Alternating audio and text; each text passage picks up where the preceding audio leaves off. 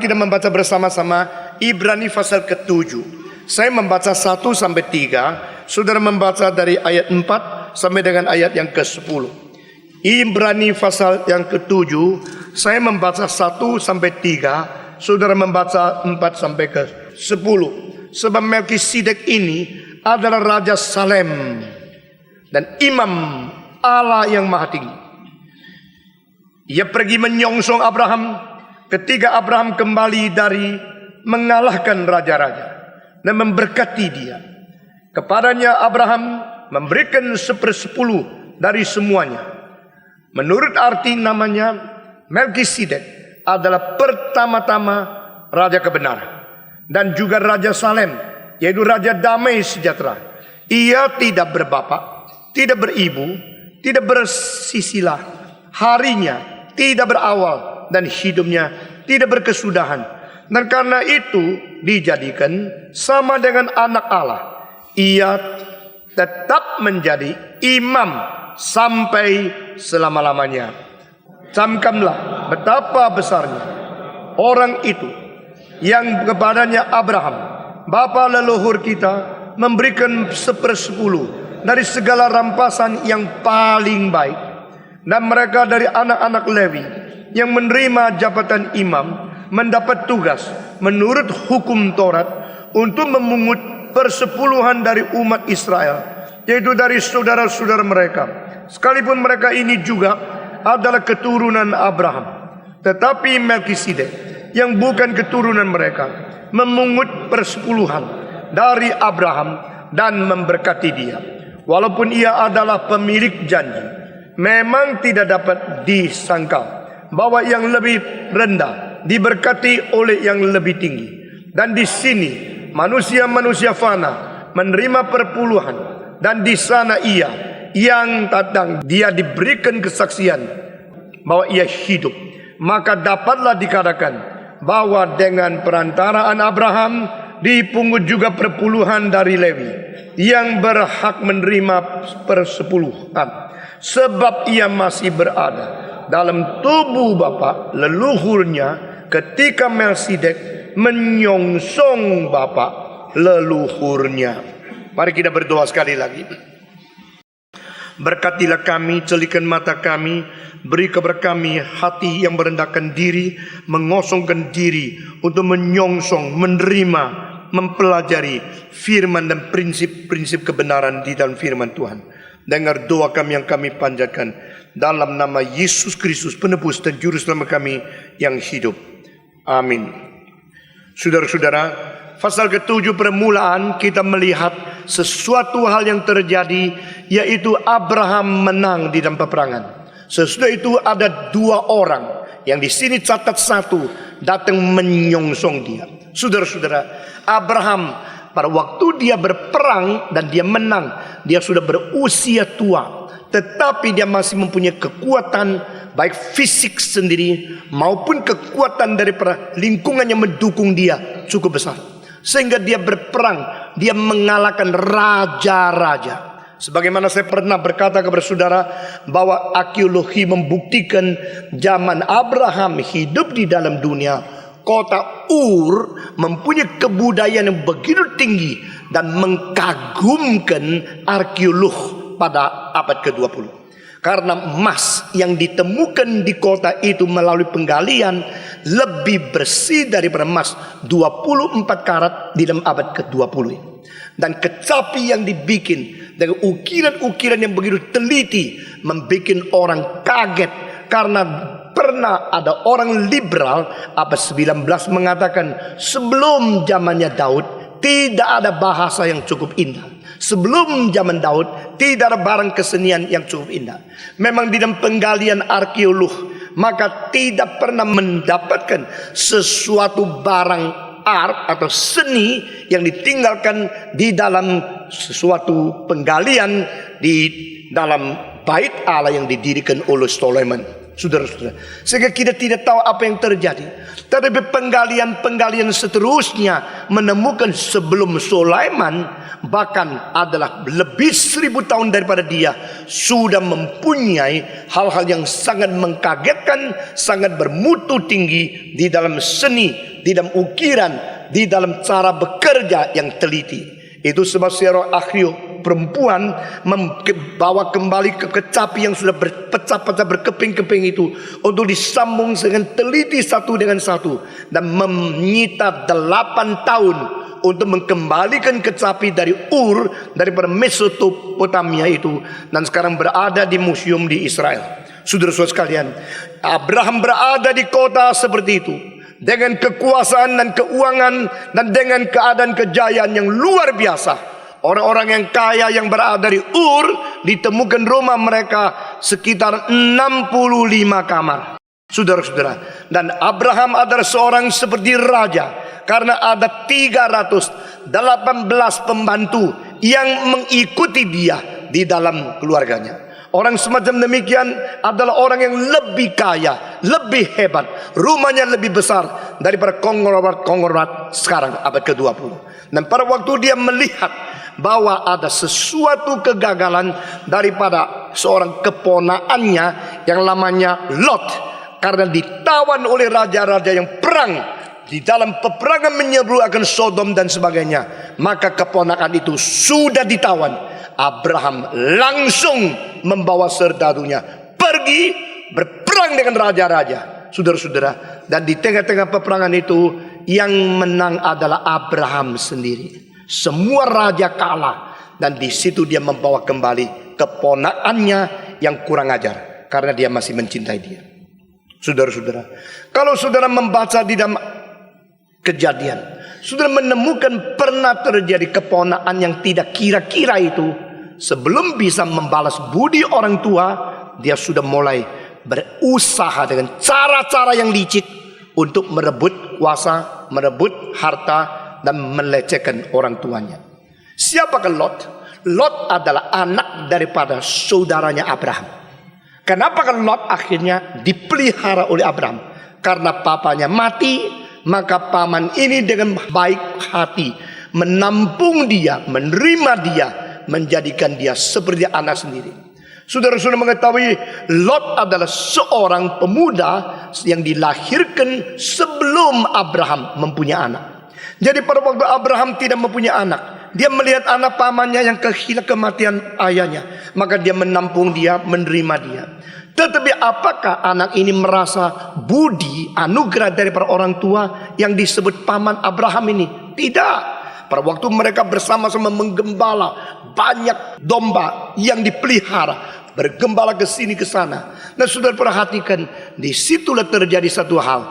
Hamba-hamba Abraham dan hamba-hamba Lot bertengkar.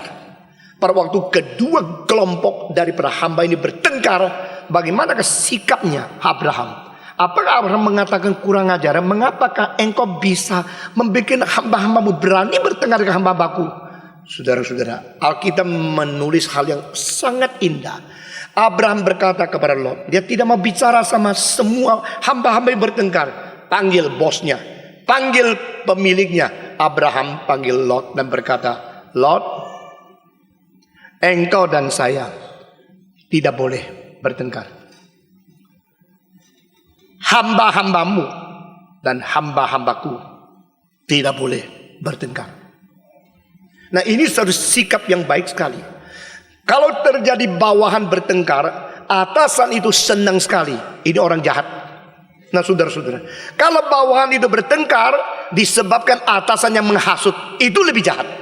Jadi seorang pemimpin harus menciptakan perdamaian. Semua. Seorang pemimpin harus menciptakan perdamaian. Barang siapa melihat kesempatan ribut terjadi, dia senang, itu pasti anak setan.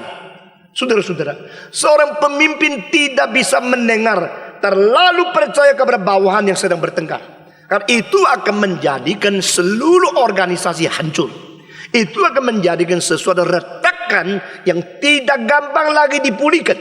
Nah, saudara-saudara, ini semua ajaran yang tersimpan di kitab suci sampai pada abad ke-20 tetap menjadi pedoman yang terbaik untuk administrasi, untuk organisasi, untuk cara kita membawa orang kembali kepada Tuhan. Saudara-saudara sekalian, maka Abraham mempunyai tipe rohani yang betul-betul boleh menjadi bapak iman, bapak rohani setiap zaman. Dia berkata, Lot, sekarang saya berkata kepadamu, engkau dan aku tidak boleh bertengkar. Hamba-hambamu dan hamba-hambaku tidak boleh bertengkar. Baik nggak? Saudara-saudara. Tetapi tidak boleh bertengkar tidak berhenti di dalam ide. Tidak boleh bertengkar tidak berarti berhenti di dalam satu imajinasi atau satu tujuan, satu keinginan, mimpi. Lebih baik kita bertengkar. Saya tahu kita tidak boleh bertengkar, tetapi bagaimana bisa tidak bertengkar? Manusia hidup di dunia, manusia pada waktu melihat profit sudah matanya gelap, tidak lagi melihat relasi. Sesudah melihat profit, tidak lagi peduli kamu orang tua atau kamu paman saya atau kamu bapak rohani saya. Pokoknya kalau mengganggu profit saya tengkar. Nah, ini sifat jahat luar biasa. Ini sifat berdosa. Nah, saudara-saudara, maka solusinya ada apa? Oh, saya pada waktu muda dengar seorang pendeta Tuhan mengatakan, mengapa Abraham tidak mau bertengkar dengan Lot? Karena Abraham mengetahui kalau dia ikut bertengkar, rohani dia akan turun menjadi seperti Lot. Waduh, saya mendapatkan inspirasi besar sekali. Kalau saya lihat engkau bertengkar, saya ikut bertengkar. Saya menurunkan martabat saya sendiri. Saya menjadi seperti kamu, bodoh seperti kamu. Saya tidak mau. Jadi saudara-saudara, jangan mau dirangsang emosi. Semua 1, 2, 3. Jangan mau dirangsang emosi. Nah, ini rahasia pemimpin, rahasia orang yang mempunyai keagungan karakter, rahasia orang yang boleh menjadi pemimpin atau menjadi atasan. Saya pamanmu kok. Kamu kan keponaan. Saya generasi tinggi. Kamu generasi muda. Kamu merangsang supaya ada pertengkaran. Langsung saya dirangsang. Mengapa begitu bodoh? Tidak mau. Saya sekarang bukan dirangsang udah bertengkar dengan kamu. Tapi saya sekarang mau membereskan hal ini. Jadi Lot sini. Sekarang saya paman, saya berkata kepada engkau, aku dan kamu tidak boleh bertengkar. Hambamu dan hambaku tidak boleh bertengkar. Oke, tapi sudah tengkar, bagaimana? Untuk menjadikan hari depan tidak bertengkar lagi, cara satu-satunya yang baik adalah Abraham mengatakan, jikalau kamu menginginkan tanah di sini yang kanan, saya ke kiri. Jikalau engkau menginginkan tanah yang di dataran, saya ke gunung. Kalau engkau mau pergi ke pantai, saya ke gunung pasir. Pokoknya silakan, pilih. Wah, ini hati besar seperti ini tidak gampang. Nah, saudara-saudara, kadang-kadang dia hidup sehari-hari. Orang yang mempunyai senioritas, orang yang mempunyai sesuatu pengalaman lebih banyak, mempunyai usia lebih besar, tidak gampang mengalah. Nah, saudara-saudara, Abraham menjadi contoh sungguh-sungguh. Setiap kalimat yang saya ucapkan daripada mimbar ini adalah setiap kalimat yang saya sendiri percaya. Dan saya sudah berusaha menjalankan meskipun belum 100%. Saudara-saudara, if you want this land, I go there. You want to go to east, I go to west. Berarti saya memberikan engkau pilih, silakan. Kamu anak muda, oke pilih. Nah, saudara-saudara, saya tidak tahu pertengkaran antara hamba-hamba Abraham dan hamba-hamba daripada Lot itu disebabkan apa? Abraham begitu teliti. Dia tidak mengatakan, hei kau ya yang menghasut hamba-hamba itu berkelahi sama hamba-hambaku. Dengan cara begini engkau merangsang saya ya. Kurang ajar kamu ya. Tidak. Dia cuma katakan tidak boleh bertengkar. Baik antara aku dengan kamu. Baik antara hambamu dengan hambaku. Bijaksana nggak? Dia tidak mengatakan kamu ya. Kamu yang merangsang ya. Kalau bukan kamu merangsang, makin berani. Hambamu berani kurang ajar sama hambaku. Tahu dah saya pamanmu. Kalau mereka berani pasti di belakang ada backing. Kamu backingnya ya. Oh, saudara-saudara, pada waktu percekcokan pertengkaran terjadi, cara mengatasi itu banyak orang berbeda. Pada waktu pertentangan itu terjadi, maka cara Abraham ada begitu arif, begitu bijaksana. Engkau dan saya tidak boleh berkelahi. Hambamu dan hambaku juga tidak boleh berkelahi. Ini jiwa baik, jiwa damai. Jiwa damai itu didampingi dengan jiwa mau mengalah. Oke, kalau you mau terus bertengkar, lebih baik kita pisah saling mengingat daripada kita bersatu saling menggigit. Silakan. Kalau tidak mau, silakan. You pilih sendiri. Jadi Abraham tidak mencela, tidak mengejek, tidak melecehkan akan keponakannya. Abraham memberikan solusi, yaitu free choice. Waktu free choice diberikan berarti Abraham harus berada di satu status mengalah. Kalau engkau mau tempat yang baik, saya ke sana. Silakan you pilih dulu. Jadi bukan aku pilih dulu, sisanya kasih kamu. Nah, itu adalah kebiasaan orang berdosa. Tidak peduli engkau Kristen dan Kristen. Kalau engkau sikapnya adalah terbaik saya ambil dulu, yang sisa kamu. Kamu belum Kristen jiwanya. Saudara-saudara, Abraham mengalah, lalu Lot mengatakan, oke. Dia langsung pilih tanah yang paling subur, dataran yang paling gampang. Dan setelah dia pilih tempat itu, sisanya adalah tempat lereng gunung yang tandus. Dan Abraham sudah tua, harus saban hari naik gunung. Dan dia dapat teman yang jelek. Saudara-saudara, di atas segala sesuatu yang terjadi ini, jikalau tidak ada mata, maka dunia ini akan mengatakan kebebasan dan kekuatan itu menentukan kesuksesan. Saudara-saudara, sekali lagi, jikalau di langit, di atas langit tidak ada mata yang melihat, maka dunia ini kesuksesan akan ditentukan kebebasan, kekuatan, keberanian, keterampilan, dan backing yang besar. Tetapi justru di atas itu ada mata yang melihat. Dan yang melihat itu adalah Allah yang adil. Allah yang panjang. Dia punya pengaruhnya dan dia punya anugerahnya bukan hanya untuk sebentar. Dia menyimpan bahagia-bahagia. Menyimpan segala kelimpahan untuk jangka panjang. Untuk mereka yang betul-betul takut kepada dia. Saudara-saudara sekalian, kemenangan sementara itu sangat menakutkan. Meraih segala sesuatu sekarang saya dapat, mungkin menjadi racun untuk keturunanmu tidak habis-habis. Apalagi yang diterima itu tidak beres.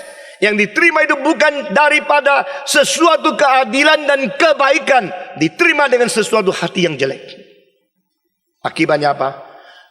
Alkitab mengatakan Lot lambat laun menuju ke Sodom Gomora yang menjadi New Yorknya kuno, menjadi sesuatu tempat perjudian seperti Las Vegas di dalam zaman kuno.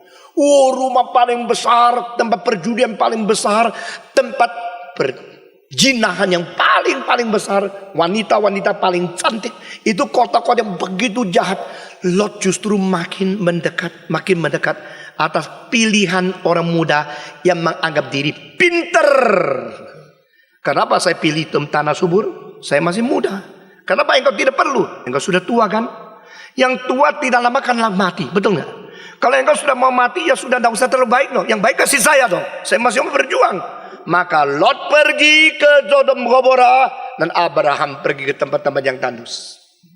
Siapa yang rugi? Abraham. Siapa yang betul-betul rugi? Lot. Jadi antara rugi dan rugi masih ada yang betul-betul dan salah-salah. Ada yang betul-betul rugi, ada yang salah-salah rugi. Ada yang selama-lamanya rugi, ada yang cuma sementara rugi.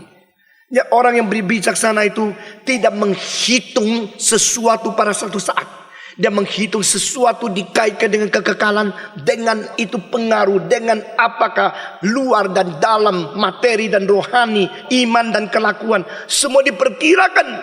Abraham, bapak iman. Selanjutnya apa terjadi? Di Sodom Gomora, Lot masih ingat imannya. Dia masih orang benar. Nah, banyak orang kalau bicara tentang Lot langsung dimaki-maki. Memang dia banyak kelemahan. Tapi jangan lupa, dia masih orang benar. Dari mana tahu? Dari kitab suci. Dia itu adalah orang benar di kota-kota tidak benar. Dia di kota Sodom yang begitu jelek, tapi dia masih mempunyai jiwa yang cinta Tuhan, cinta kebenaran, cinta kesucian, sekaligus cinta uang. Nah, saudara-saudara, nah ini dia mempunyai lebih banyak dari yang lain. Jadi pada waktu Lot berada di Sodom Gomora, apa yang terjadi? Dia di situ memelihara kesuciannya. Wah, ini tidak gampangnya. Lot bagaimana suka berkelahi dan sebagainya, bagaimana mempentingkan profit sendiri. Dia masih ada rohani. Dari mana tahu?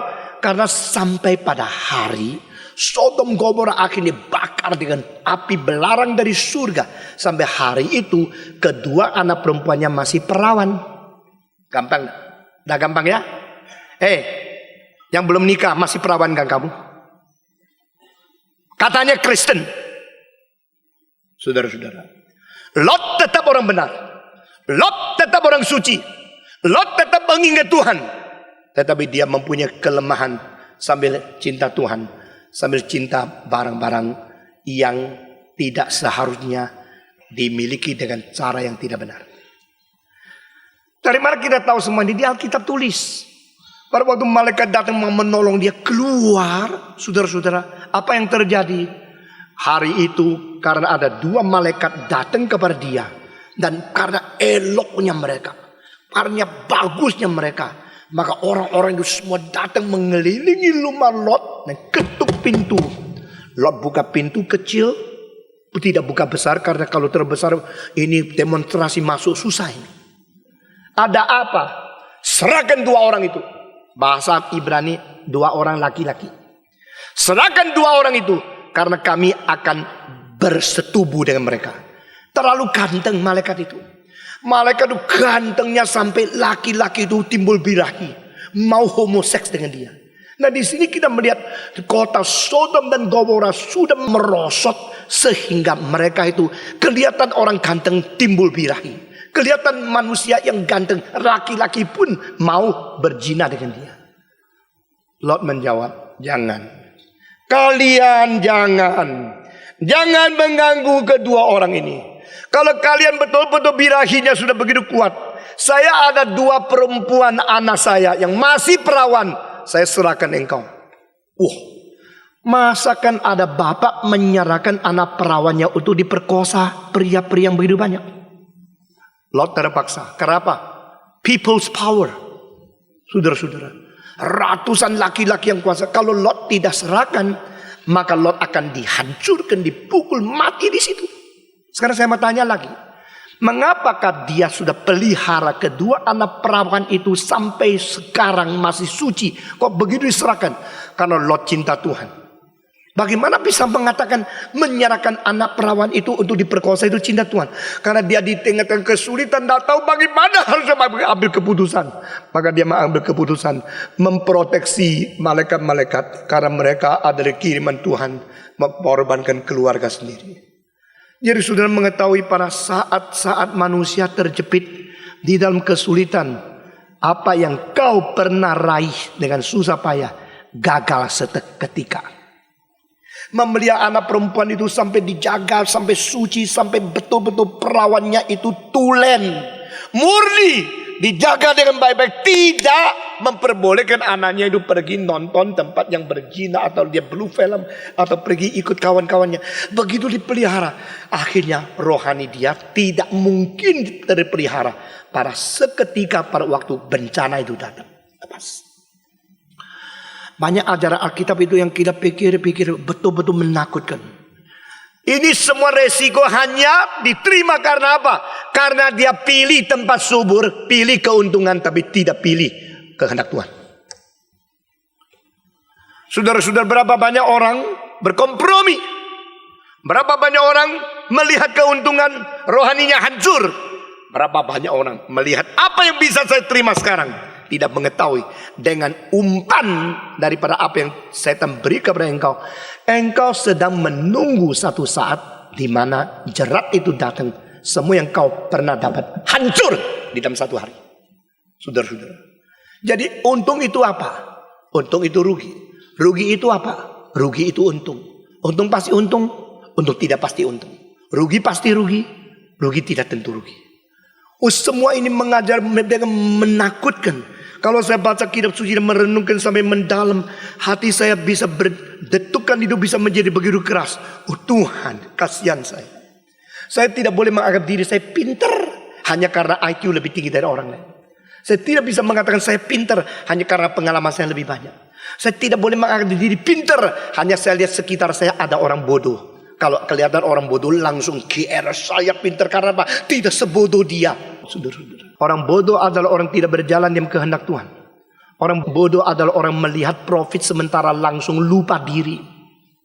Saudara-saudara, sebelum Sodom dan Gomora terbakar, dan sebelum Lot itu dikeluarkan tapi nyonyanya menjadi tiang garam, sebelum anak perempuannya kurang sedikit akan dihancurkan keperawanan mereka oleh orang-orang yang memperkosa, saudara-saudara, maka pernah terjadi satu kali sebelum terjadinya Sodom Gomora itu dibakar, bahwa pernah di dalam peperangan Lot kalah dan di dalam peperangan itu Lot ditawan. Nah, Abraham mendengar kalimat ini. Bapak Abraham, keponakanmu ditawan. Karena Sodom Gomora itu perang dengan raja-raja lain, mereka kalah. Dan di tengah-tengah orang ditawan, termasuk keponakanmu. Apakah Abraham mengatakan, nah, kurang ajar, sekarang tahu lu ya. Sekarang lu tahu sendiri ya.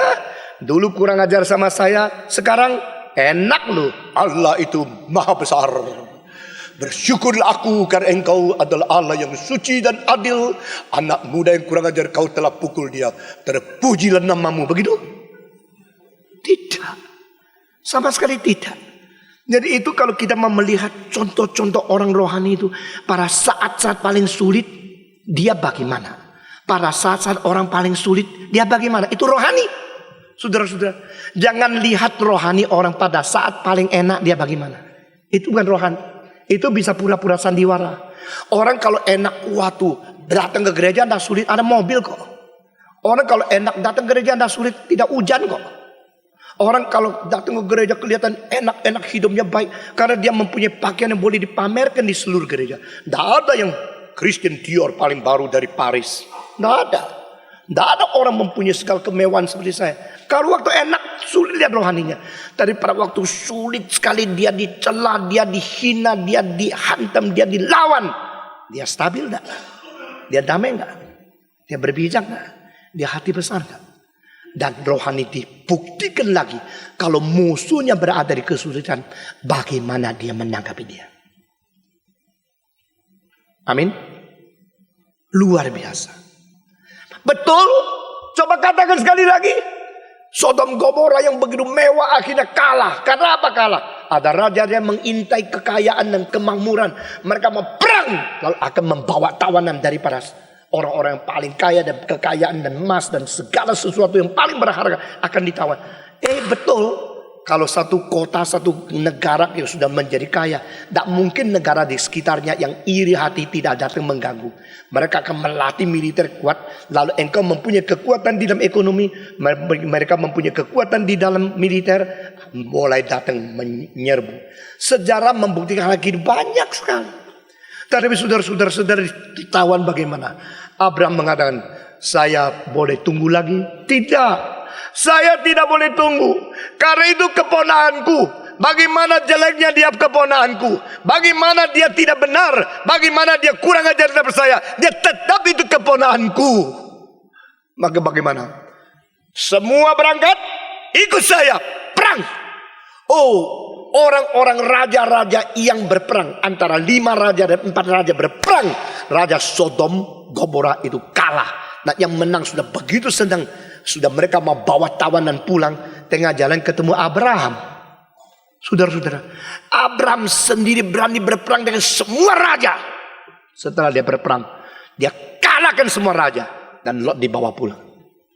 Saya tidak tahu perasaan Lot itu bagaimana.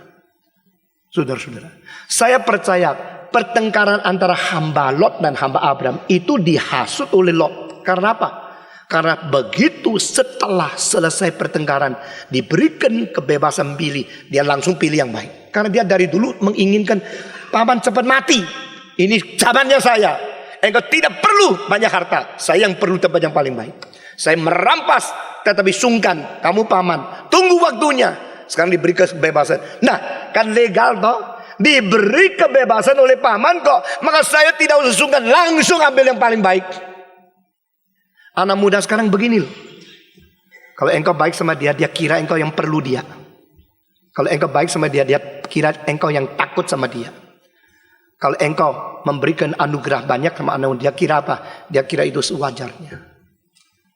Saudara-saudara, saya berkata kepada murid saya, sekarang kalau kau khotbah doktrin reform, mulia, diterima baik. Tapi belasan tahun yang lalu, pada waktu saya khotbahkan predestinasi reform, saya dimaki-maki, dimaki caci. saya ditolak, saya dihina. Jadi dengan susah payah mentegakkan gerakan reform supaya saudara mempunyai wadah, mempunyai identitas, mempunyai keberanian untuk menyatakan kebenaran.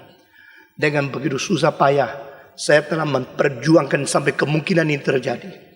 Tetapi, apakah kau sadar berapa banyak jerih payah air mata yang kami alirkan untuk kamu? Saya berkata ke murid-murid saya pernah mendapatkan beasiswa pada waktu saya sekolah teologi.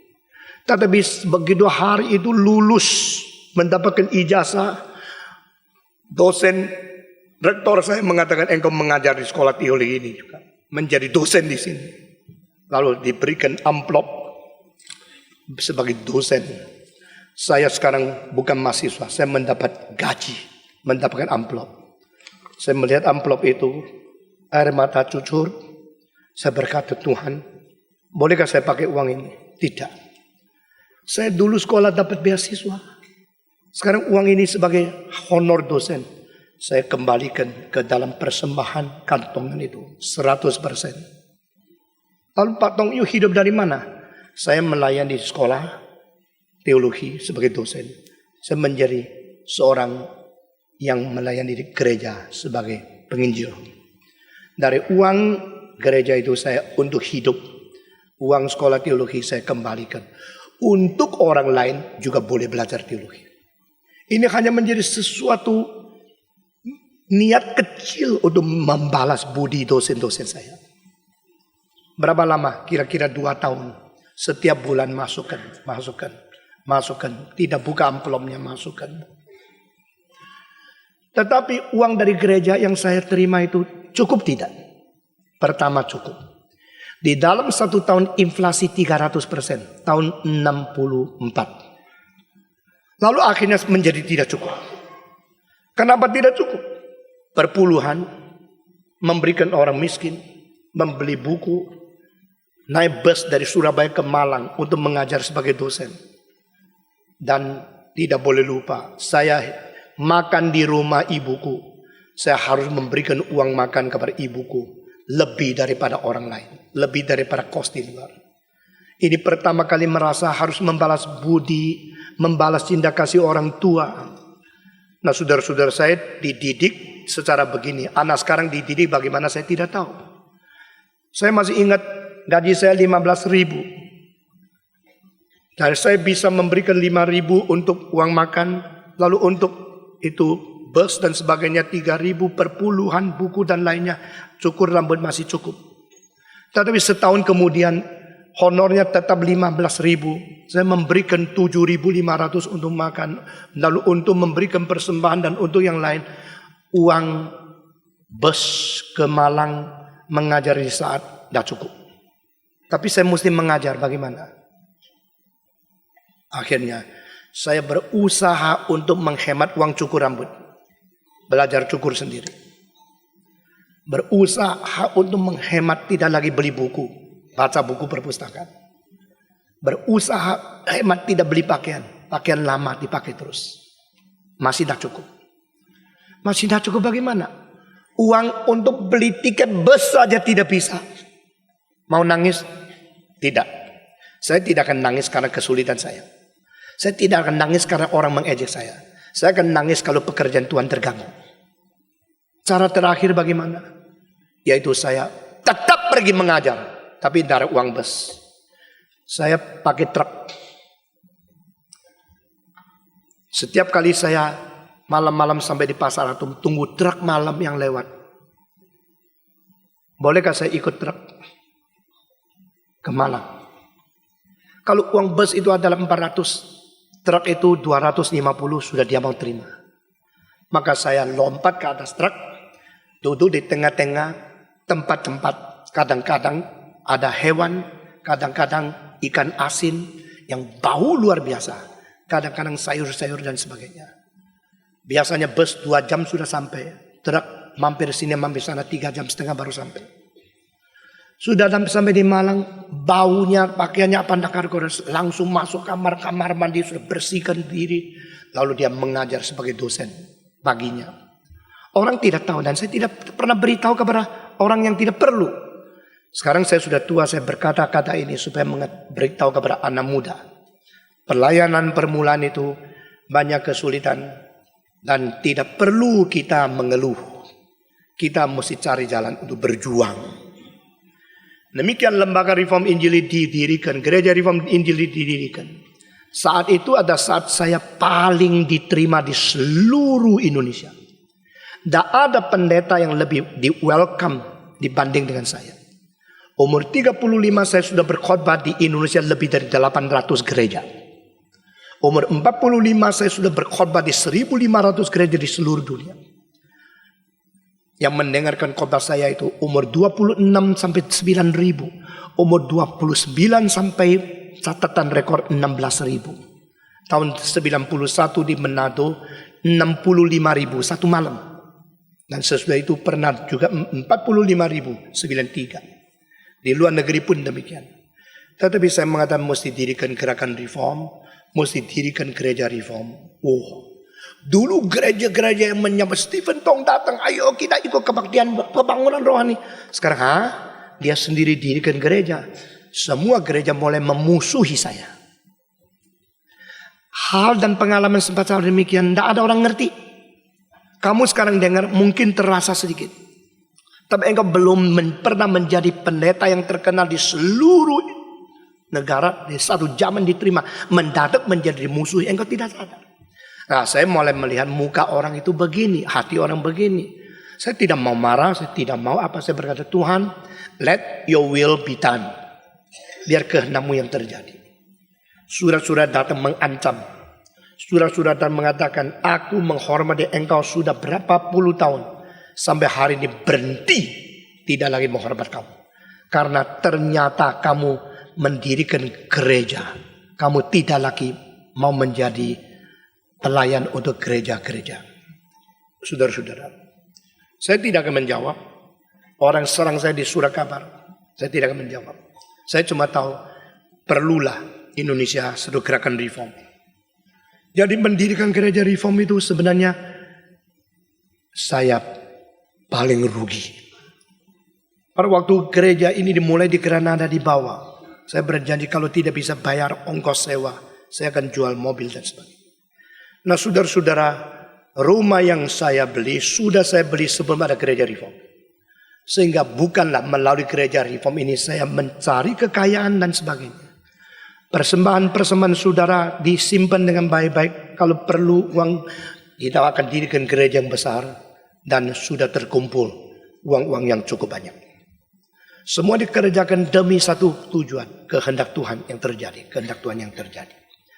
Nah saudara-saudara, Abraham pada waktu melihat Lot ditawan oleh musuh. Dia bukan bersyukur. Dia bukan senang. Dia pergi mengalami kesulitan terbesar. Mengeluarkan anak muda yang bahaya. Supaya mendapat perdamaian. Dengan sendirinya pada waktu Abraham menang. Maka semua tentara dari Abraham merampas barang yang paling baik daripada musuh. Ini menjadi sesuatu kebiasaan zaman kuno. Yang menang menawan. Yang menang mendapatkan banyak barang. Sampai sekarang peperangan tetap begitu. Tapi apa yang terjadi saudara? Waktu Abraham pulang dengan bawa tawanan Lot dan segala kekayaan. Menuju ke tempat dia sendiri. Di tengah-tengah jalan. Saudara-saudara. Raja Sodom datang. Dan Melkisedek datang. Nah ini ayat-ayat mengenai pertemuan Melkisedek dengan Abraham. Nah saya membicara dulu tentang Sodom rajanya. Lalu baru saya bicara tentang Melkisedek yang bersangkut paut dengan Ibrani. Raja Sodom berterima kasih kepada Abraham. Karena apa?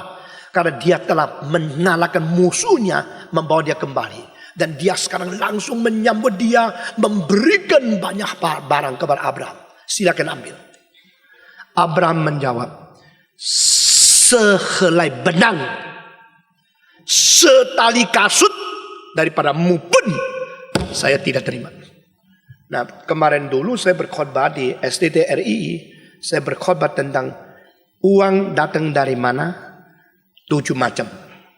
Dan apa yang boleh kita terima, apa yang boleh kita tidak terima, hamba Tuhan harus tahu.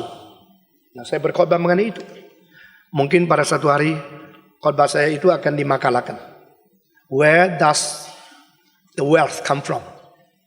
What is the principle to accept or not?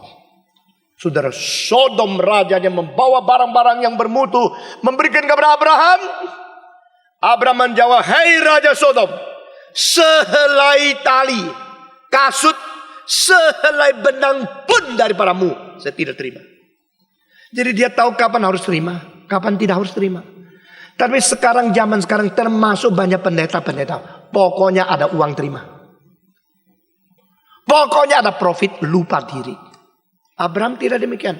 Mari kita belajar kitab suci menjadi orang Kristen. Belajar apa yang dinyatakan di dalam orang-orang rohani hidup mereka, prinsipnya. Saudara-saudara,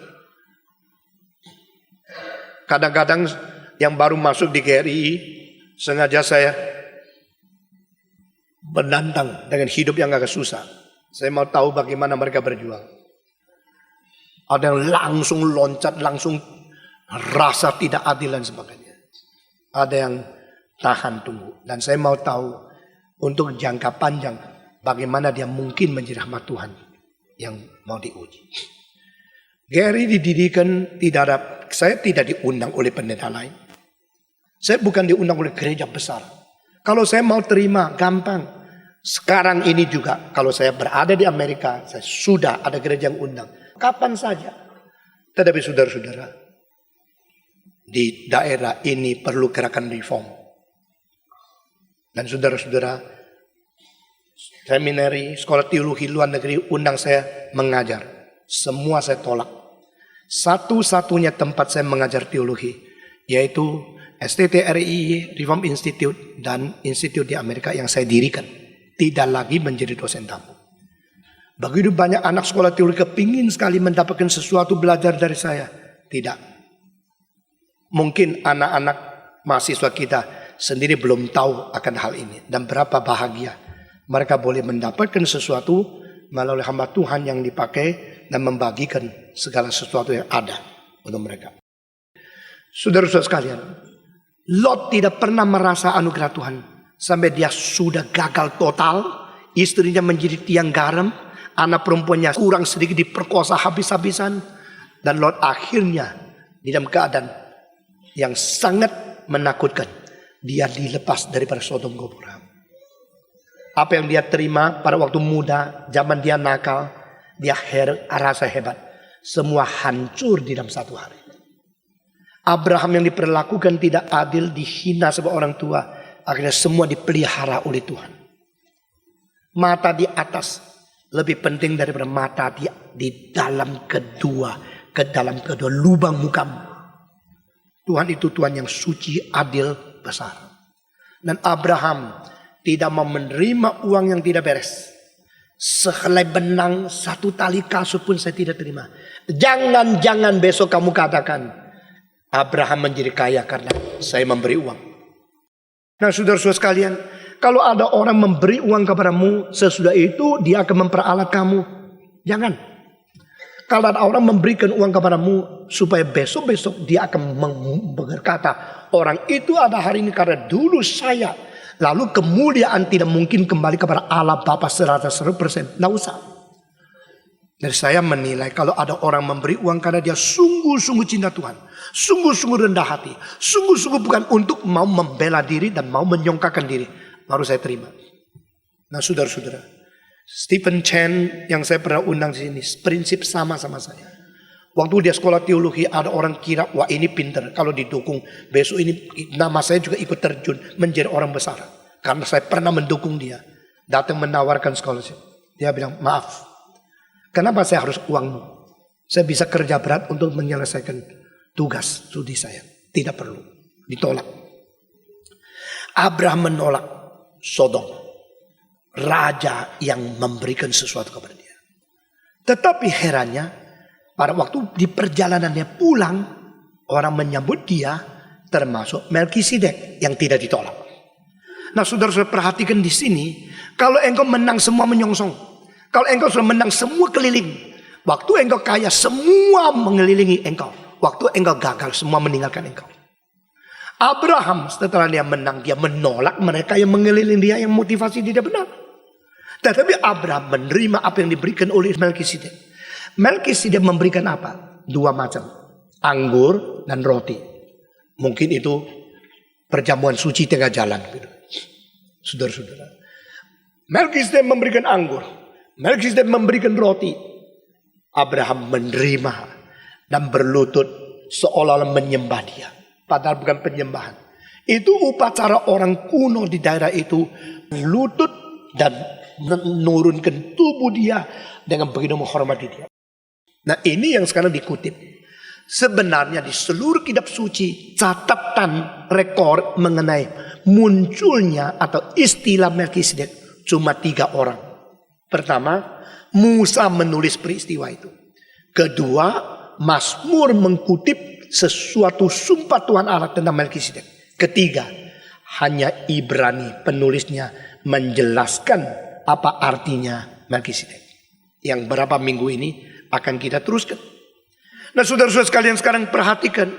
Pada waktu Abraham berlutut setelah menerima roti dan anggur, Abraham memberikan 1/10 daripada semua yang dia terima diserahkan kepada Melkisedek.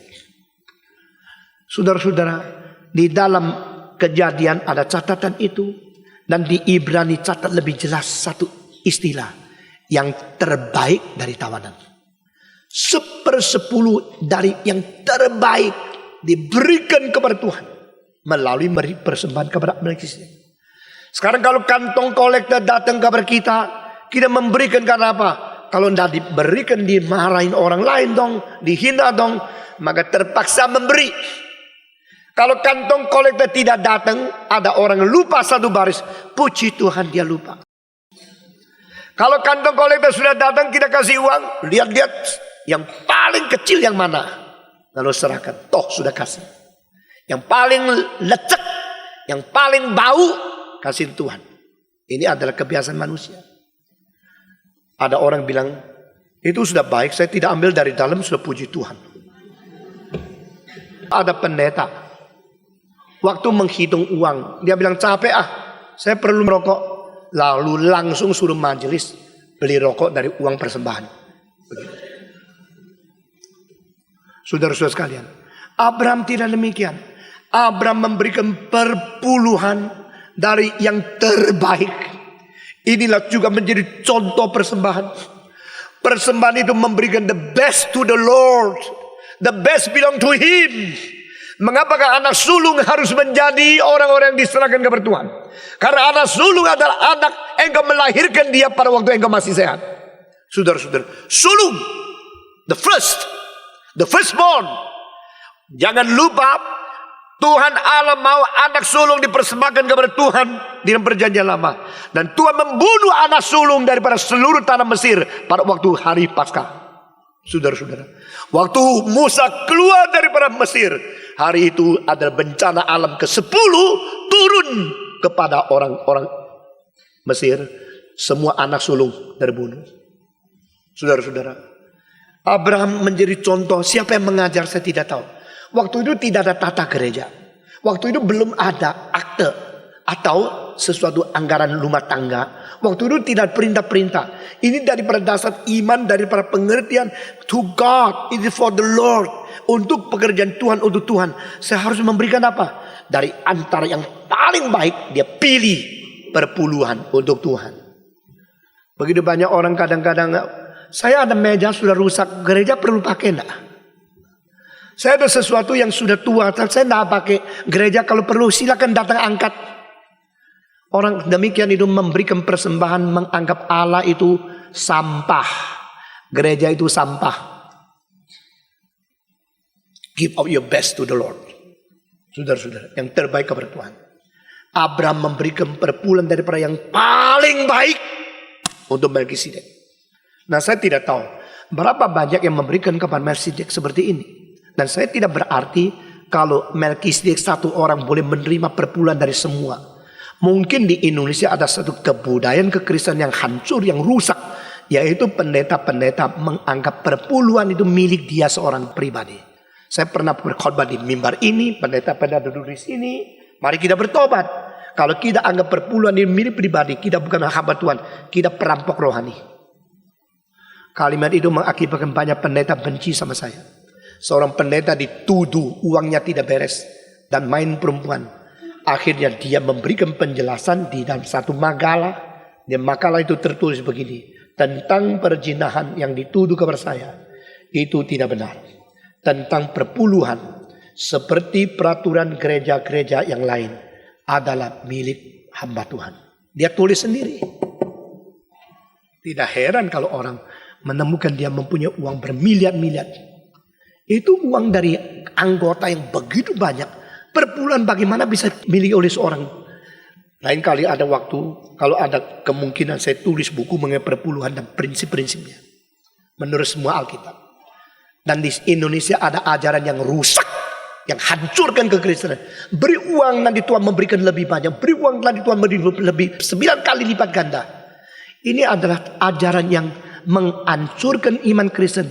Karena orang Kristen diajak oleh bertamak dan bertamaknya di hadapan Tuhan. Tanpa mengaku dosa. Dengan saya memberikan 10.000, Tuhan tadi kasih 1 juta kok. Kalau engkau berikan 1 juta, Tuhan kasih 10 juta. Oh kalau begini, itu engkau memperalat perpuluhan untuk memaksa Tuhan harus memberi sesuatu. Itu sama sekali bukan teologi reform. Teologi reform adalah yang beri Tuhan, yang ambil juga Tuhan. Terus pujilah namanya. Kalau perlu Tuhan ambil semua daripada kamu, dia berdaulat. Jangan kira kalau engkau memberilah Tuhan hutang engkau 9 kali. Tuhan seperti pinjam uang mesti kasih engkau rentennya atau bunganya 900%. Itu ajaran salah luar biasa. Tapi ini sudah menjalar di Indonesia berpuluh-puluh tahun. Engkau bilang, tapi khotbah itu lebih laku loh. Saya tidak peduli khotbah laku dan laku. Saya mau katakan khotbah itu laku di surga apa di dunia. Karena ini bukan market system di dalam sesuatu sistem value. Saudara-saudara sekalian. Abraham memberikan perpuluhan yang dari yang terbaik kepada Melkisedek. Saudara-saudara. Dan Melkisedek itu adalah tua luar biasa. Siapakah dia? Saya berkata menurut tradisi. Mungkin Melkisedek itu adalah anak sulung daripada Nuh yang belum mati. Dan ternyata kalau dihitung tahunnya pada zaman Abraham menang dari perang dan dia ketemu Melkisedek. Pada waktu itu memang umurnya Sam masih ada di dunia. Sam belum mati. Nah kalau Sam belum mati masih hidup di dunia, dia sudah ratusan tahun. Abraham baru mungkin tidak sampai 100 tahun. Saudara-saudara. Itulah sebabnya Abraham bertemu dengan Sam. Sam jauh lebih tua dari dia. Maka dia menghormati. Abad modern baru. Zaman baru, abad modern. Adalah abad di mana orang tidak lagi menghormati orang tua. Kita maki caci. Kita menanti kematian mereka. Kita tidak senang orang tua. Itu bukan ajaran Alkitab.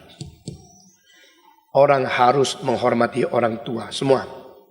Orang harus menghormati orang tua. Sekarang apakah menjadi statement yang akan dipakai oleh penulis Ibrani tentang Abraham dan tentang Melkisedek? Melkisedek ini adalah Raja Salem. Melkisedek adalah Raja Keadilan. Jadi Melkisedek. Ini dua istilah ini dipecahkan. Ini adalah the King of Righteousness.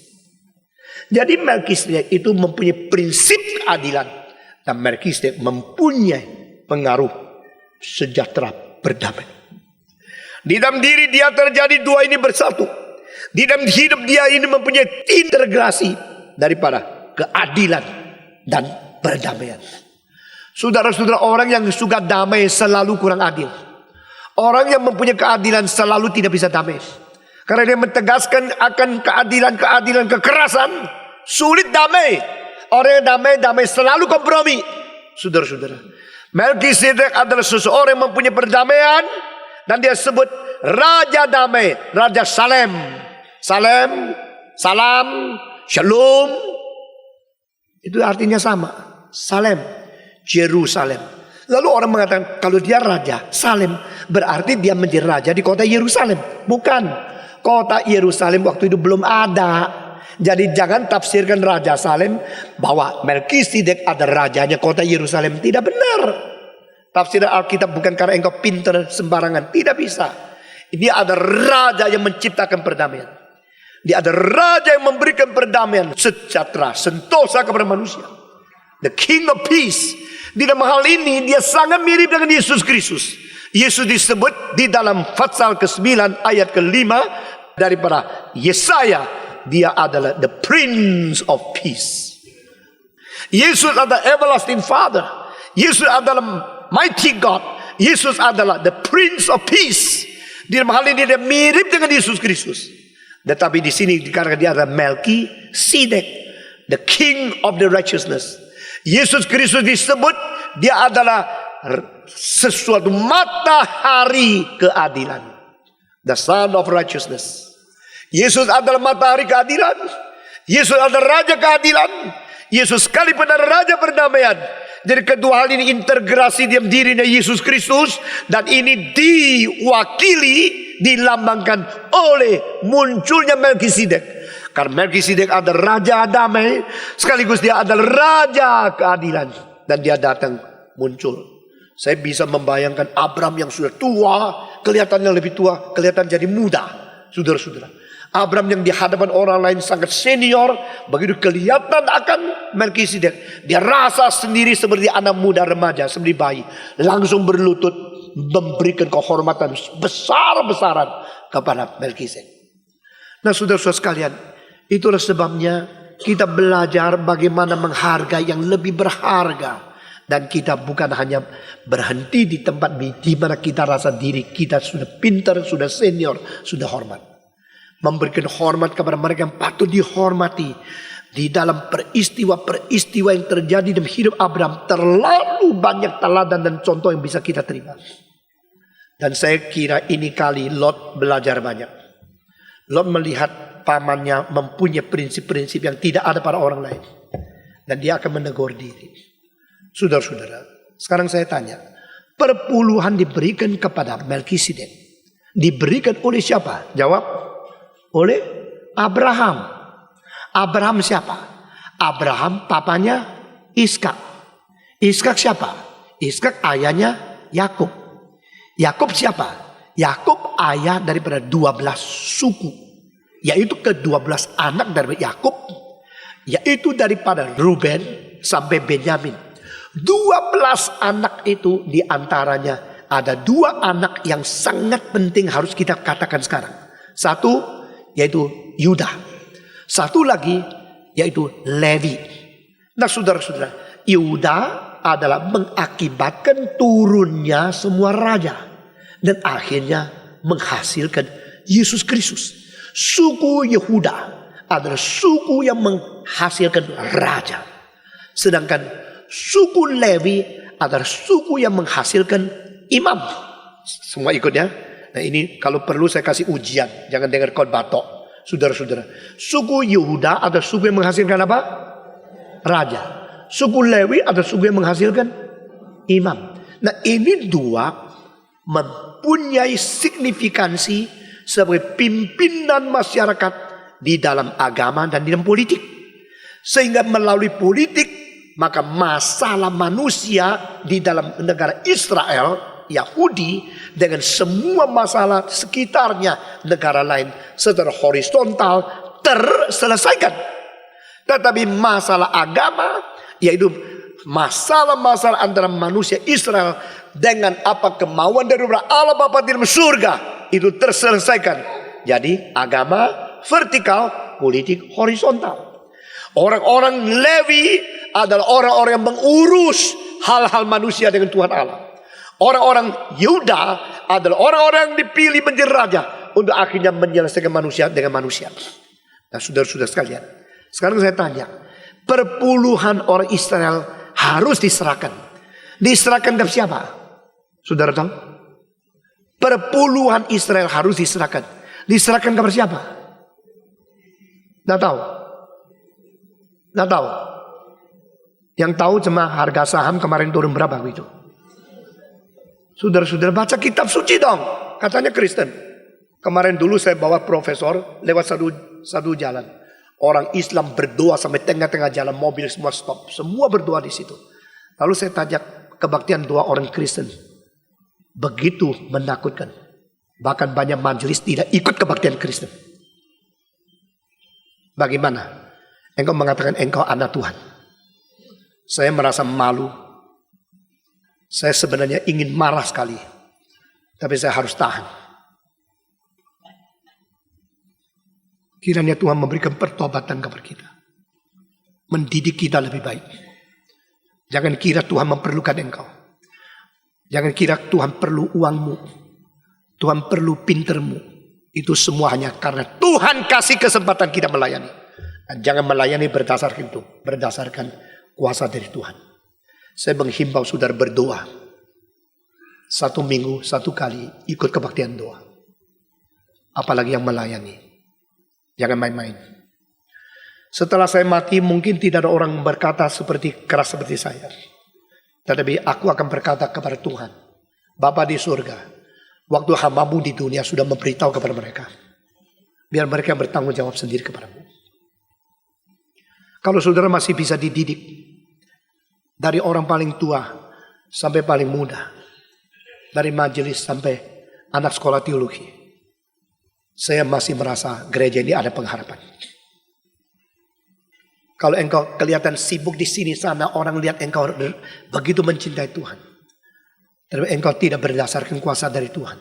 Semua pelayan itu menjadi sia-sia. Saudara-saudara kita kembali. Saya tanya lagi. Orang Israel memberikan perpuluhan kepada siapa? Kepada suku Lewi. Saudara-saudara. Lalu pemerintah dapat uang dari mana? Pemerintah dapat uang dari para pajak. Jadi di sini pembayaran itu 2 macam.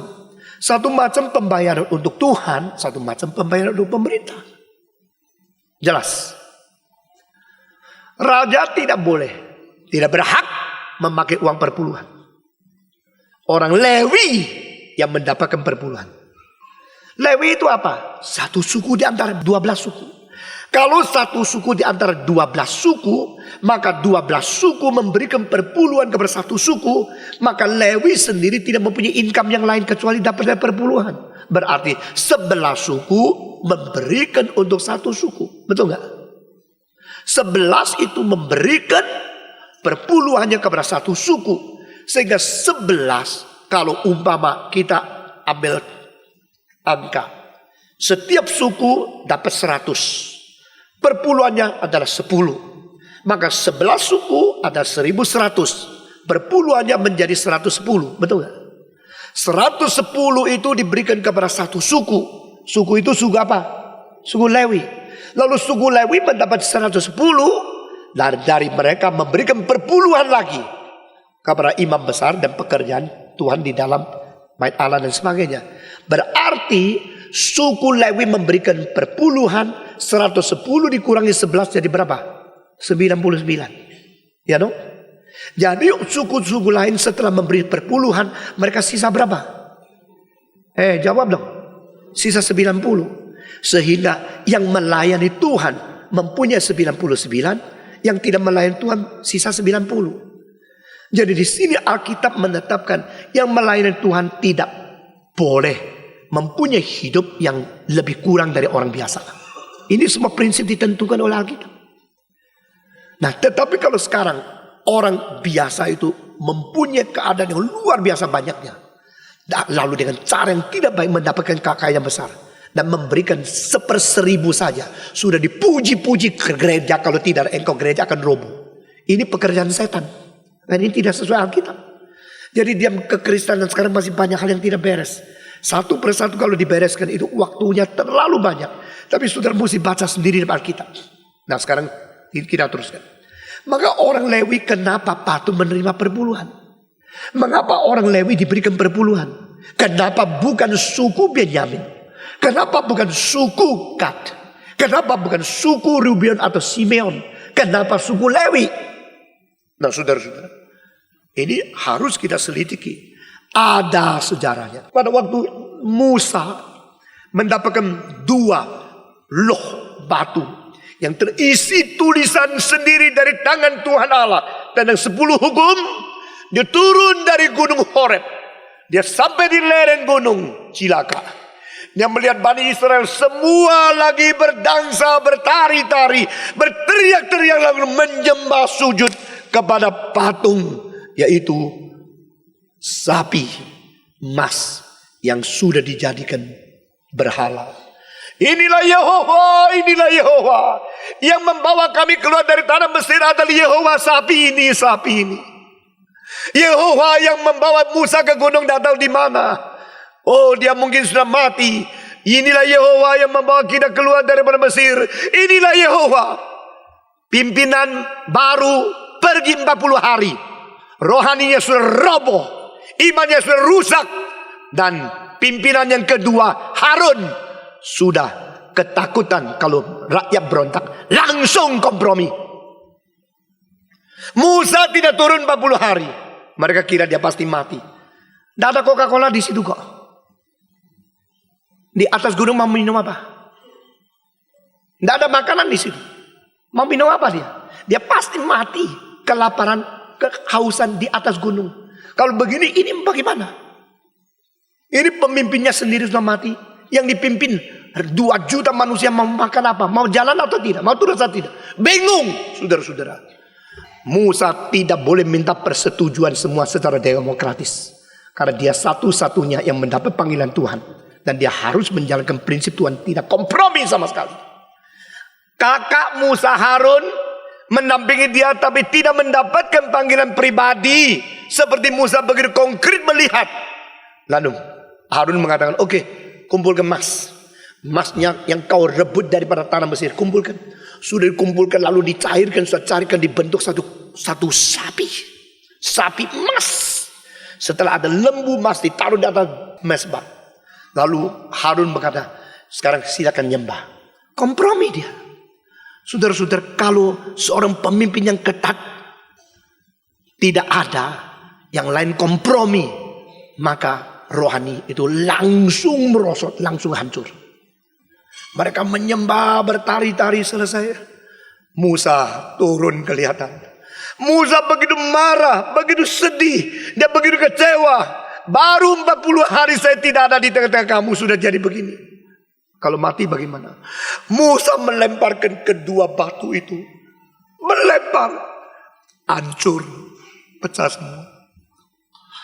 Saudara, beranikah engkau merobek surat yang ditulis oleh presiden? Tidak berani.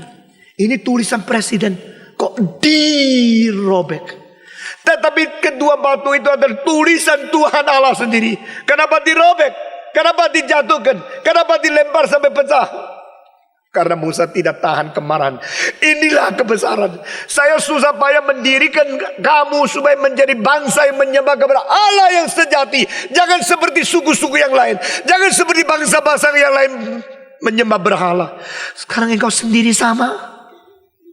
Engkau sendiri sama seperti bangsa-bangsa yang lain. Engkau menyembah berhala. Engkau mengatakan lembu ini adalah dibikin dari emas. Inilah Yehova.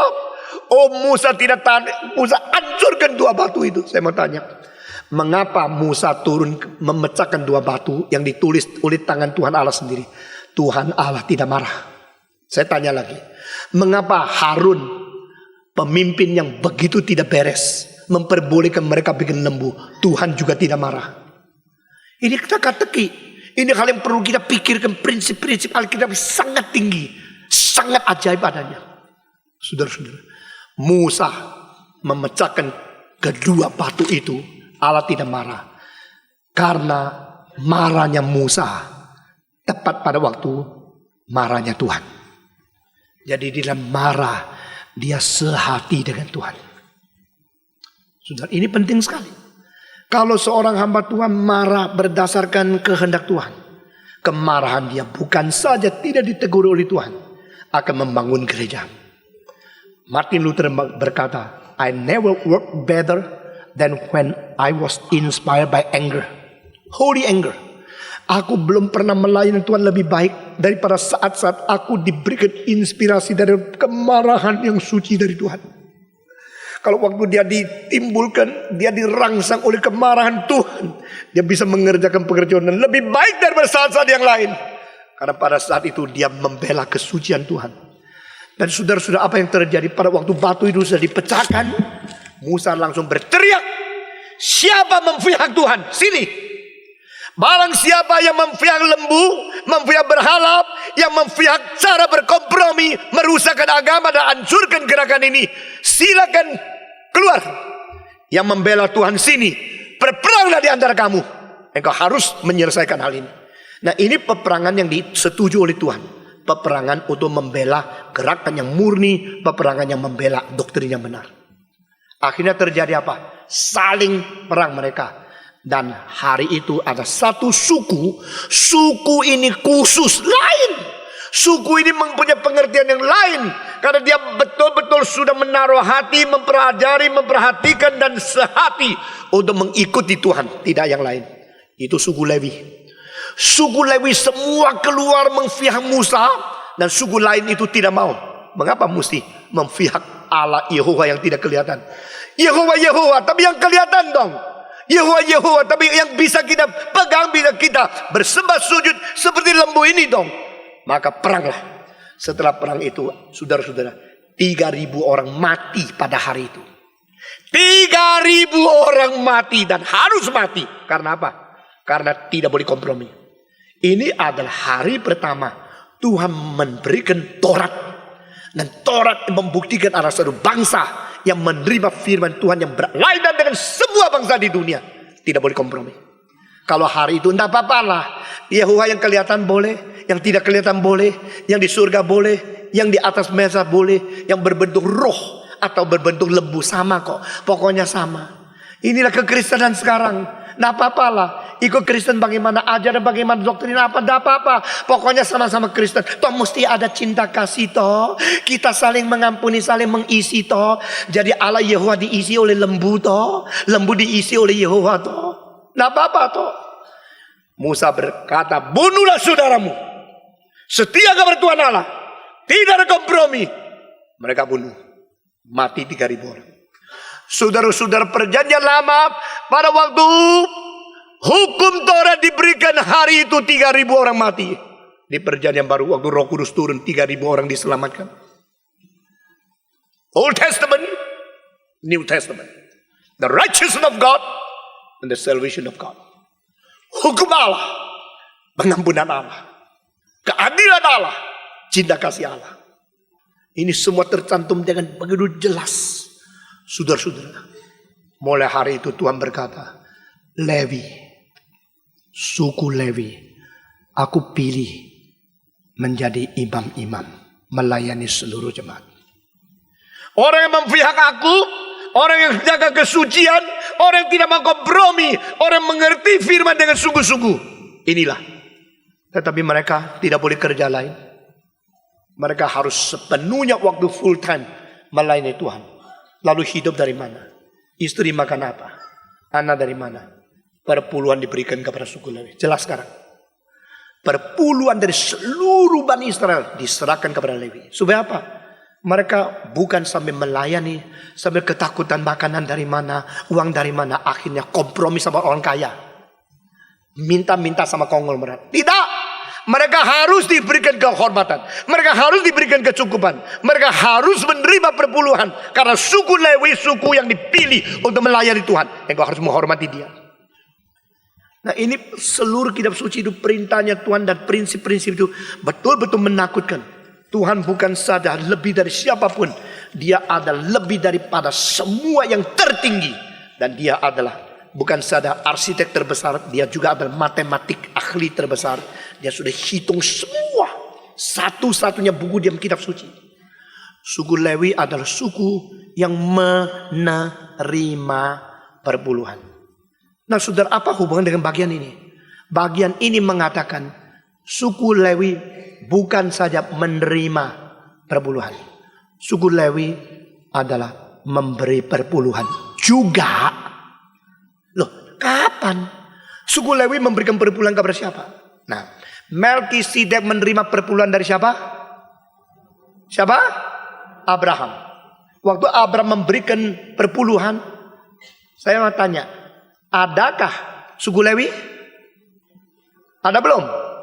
Belum. Abraham, Ishak, Yakub, 12 suku. Di antara 12 suku baru ada suku keempat namanya Lewi. Ruben, Simeon, Yuda, Lewi. Suku keempat, anak keempat. Ini suku Lewi yang akan menjadi imam. Lalu Abraham memberikan perpuluhan kepada Melkisedek. Waktu itu Lewi di mana? Tidak ada. Ada nggak? Bahasa Ibrani, ada di dalam pinggang Abraham. Ya, ngerti? Jadi kalau demikian, saudara jangan mencela Yesus. Siapa Yesus? Kenapa dia disebut sebagai imam? Dia bukan orang Lewi, nggak boleh jadi imam. Salahlah engkau. Karena Ibrani pasal 4, maka kita mempunyai seorang imam besar, Yesus Kristus, yang sudah masuk ke dalam tempat maha suci di surga. Masih ingat? Kita mempunyai seorang imam yang bukan tidak mengerti kelemahan kita, karena dia sendiri pernah dicoba dalam segala hal, tetapi dia tidak berdosa. Masih ingat?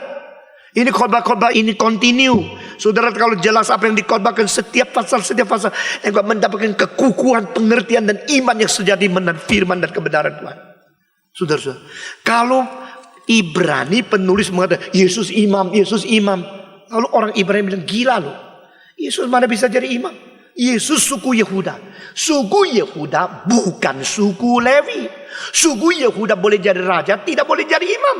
Jadi ini nihil, ini kosong, ini kita tolak.